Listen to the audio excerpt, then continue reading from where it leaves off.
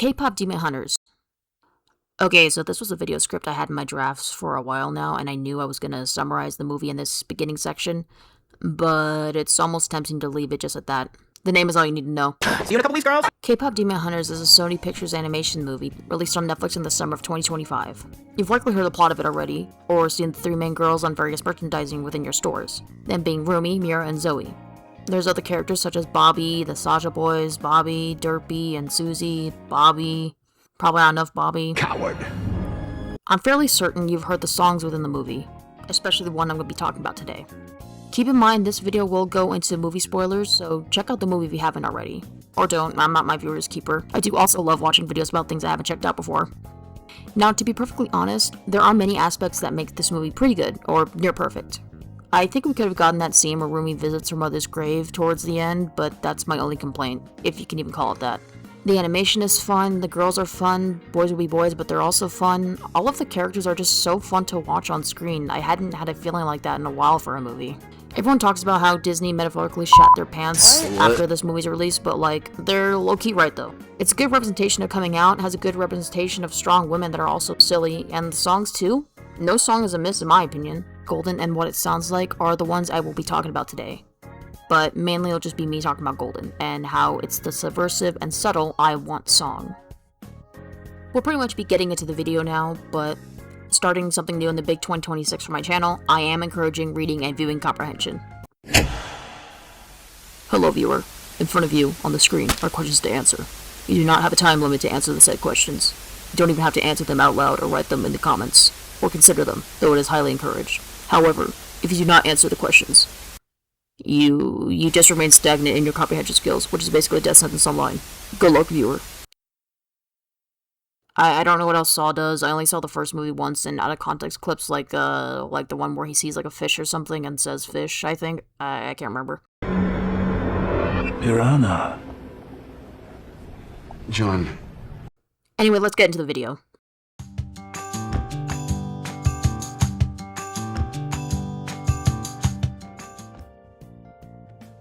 Now, you likely have heard this term before. In many musicals, plays, and in movies, the I Want song is often used within the first 15 minutes of the first act, and is often a liftable or hopeful beat. It basically represents the protagonist's want. Self-explanatory. The thing with most I Want songs, from what I can recall anyway, they represent a want, but it doesn't provide the solution that the protagonist actually desires. For instance, the I Just Can't Wait to Be King song is an I Want song, yet we see in the movie Simba's father dies at a young age. He isn't given a proper time for preparation or tutoring with his father. You know, besides ignoring the fact that the death was also traumatic. At the end of the movie, he becomes king, but after going through a journey of self-discovery and relearning who he was. But of course, that's just the nature of conflict within a story. If a character's saying an I Want song and then just got it, it wouldn't be much for the audience. So keep this definition and idea in mind as we talk about Golden.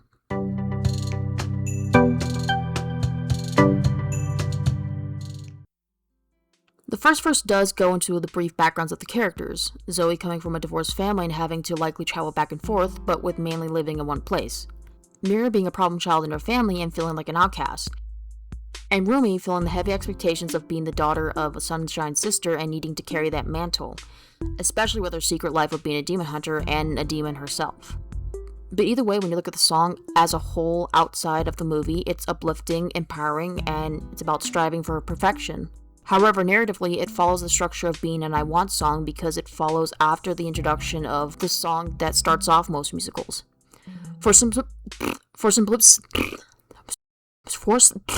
I can't understand your accent. For simplicity's sake, and because I don't have the widest knowledge of theater musicals, I'll list 3 more Disney examples. This person doesn't know what the hell he's doing. Think of The Hunchback of Notre Dame, Beauty and the Beast, or Encanto. The Bells of Notre Dame is then followed by Out There, sung by Quasimodo, who wants to see the world outside the bell tower. Belle is followed by Belle Reprise, sung by Belle, who wishes for something more than just the life Gaston wants to force upon her. Then with Encanto, with Waiting on a Miracle, it comes right after the Family Madrigal, and it showcases how Mirabel wants to offer more for her family and not just be an outcast. Golden appears after how it's done, so you're probably wondering, well, who's the I Want part for? In the general sense, it is for all of them. This is a song they believe will seal and create the Golden Honeymoon and trap the demon sent by Quinoa. In the personal sense, though, this song greatly reflects more of Rumi's wants. Here's a bit of a big brain theory for the song, Golden. I personally think that verse 2 and Rumi's pre-chorus doesn't exist within the universe of Kpop Demon Hunters. Just a quick edit, I meant to say bridge instead of saying verse 2 and pre-chorus, so when I'm saying those strings of words, I mean bridge. I forgot that word existed because I am dumb. Oh, brother! So just pretend I'm saying bridge whenever you hear those words. When you listen to the song online, all of the verses play, including the second verse that Rumi has closer towards the end. However, when you watch the movie and it gets to the Idol Awards, it skips this part. When Rumi initially sings this verse, she is by herself away from her friends. The song Golden is supposed to signify perfection. But the second verse Rumi has shows just a bit of weakness.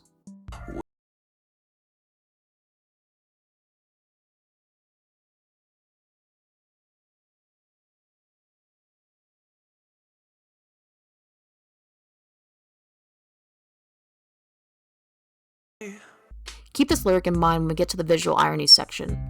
For now, let's quickly look at the song Kid Rumi scenes. We are hunters, voices strong, slaying demons with our song. Fix the world and make it right. When darkness finally meets the light.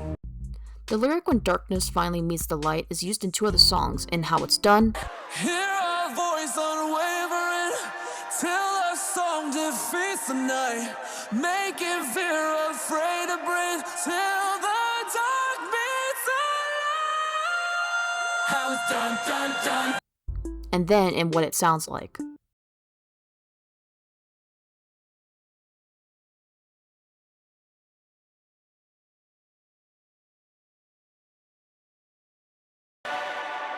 I like to headcanon that this song that Rumi sings is likely a song that her mother made after she met Rumi's father, because the line, "When darkness finally meets the light," wouldn't make sense in the eyes of hunters who are supposed to slay demons. "When darkness hides from light," or something akin to that, would make more sense as an oath for the hunters. Sure, darkness can be overshadowed by light, but not completely, in the literal sense. So I believe this is a metaphorical meaning of darkness meeting the light, Rumi's father meaning Rumi's mother. And the lyric "When darkness meets the light" shows more of a way of something both good and bad, perfection and imperfection, being seen together and coexisting. Back to Golden. Let's look at the pre-chorus segment again.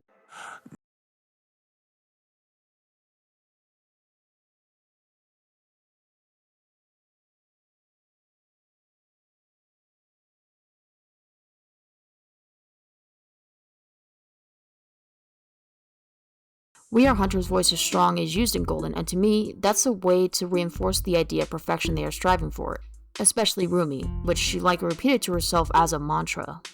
Assuming that verse 2 and her pre-chorus isn't a part of the song in universe, it's something she's telling herself. And even still, if that's actually a part of the song, it's what she wants to show the world, that nothing affects them, that nothing affects her, despite her want.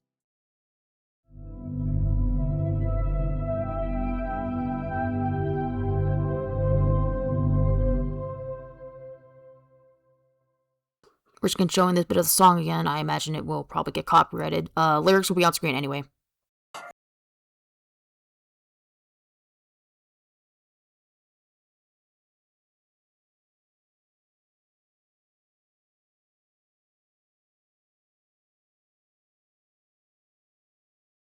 In this part of the movie, Rumi is looking at her markings and patterns. They're clearly still visible, even more so than in her childhood or in previous marketing she was in, such as either in photos or in magazine covers. When the pre-chorus starts, it shows Rumi covering up her markings.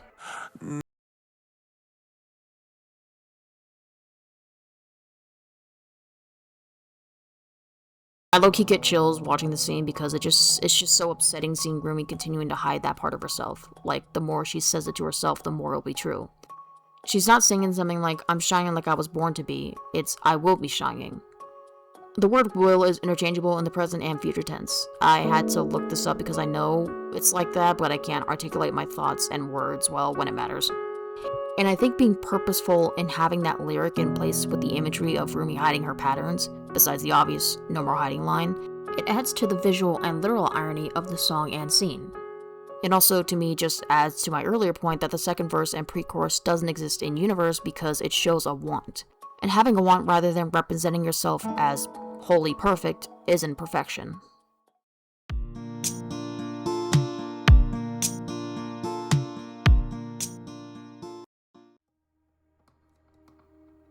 By the final act, Huntrix chooses the song as the one to go against the Soulja Boys, rather than Takedown, because it was the song that showcased all parts of them and where they aimed to be going forward. But much like Takedown, it wasn't exactly positive messaging either.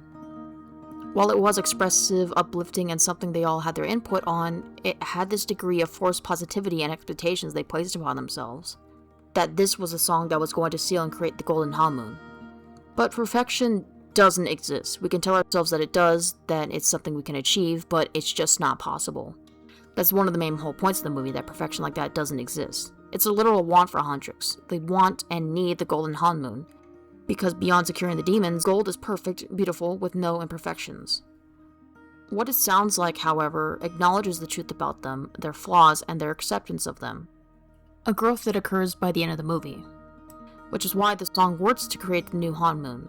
One that isn't defined by the gold color, but one of Rumi's refined patterns. The I Want song doesn't define the exact way the protagonist later gets the solution they are searching for. Rumi desperately wanted to be accepted, and it goes beyond her patterns, because Celine couldn't accept that part of her. She wanted that hidden, and in turn, so did Rumi. She wanted to be closer to her friends and to be honest with them and herself, and not be seen as a demon.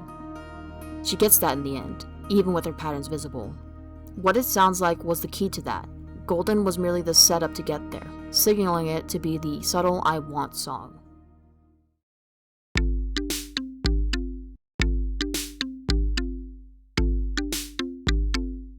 Thank you guys for watching and for staying to the end of the video. Here are my sources cited on screen. A relatively short video, which I don't mind doing, but I also didn't want it to make it look like I was fishing for time. I also know for me personally, I like yapping, so smaller videos are going to be, like, uncharted territories. You know, I really did set up an intense standard for my earlier videos. I wasn't also sure if this concept with Golden had been talked about. Honestly, I half expected Chef Realiz to talk about it first in the ranking video he made with the songs. And when he didn't cover the musical aspect of it, I was like, damn, okay, I can still talk about it without seeming like I'm copying off of someone popular. But on that note, if there is a video that did talk about this aspect of Golden, you can just obliterate me on the spot. But also share in the comments below, because I would love to see it either way. Also, if you're a returning viewer, hey man. No, but for real, just a lot of stuff happened in 2025 that left me mentally and physically drained. Like after August, after I made that small upload with trying to animate some OCs, it just went downhill from there, personally. But we low-key better now. I could always get into the things that happen down the line. Or not. No, I'll do whatever's funnier. And admittedly, I think the way I go about the video making process just makes me want to spend more time on it than I need to. Ironic, considering I just talk about how perfection doesn't exist. What's another way to cope? Computer space? I need to get more space anyways, but, let's just go with that. Anyway, honestly, I still enjoy making videos, I promise. We'll just have to see when I upload the next one. I'm definitely going to be branching into other video ideas beyond analysis ones, so look forward to that. Thank you for sticking around as much as you guys do. I hope you look forward to whatever else I make. Also, I don't mean to plug, but feel free to support me on my Ko-Fi or follow my other social media accounts where I'm a smidge more active. I do work on video or creative things in my free time outside of my day job, so being a daily uploader, that's likely not going to happen. But either way, that's enough out of me for today. And we'll see you all in my other projects. Thank you for watching.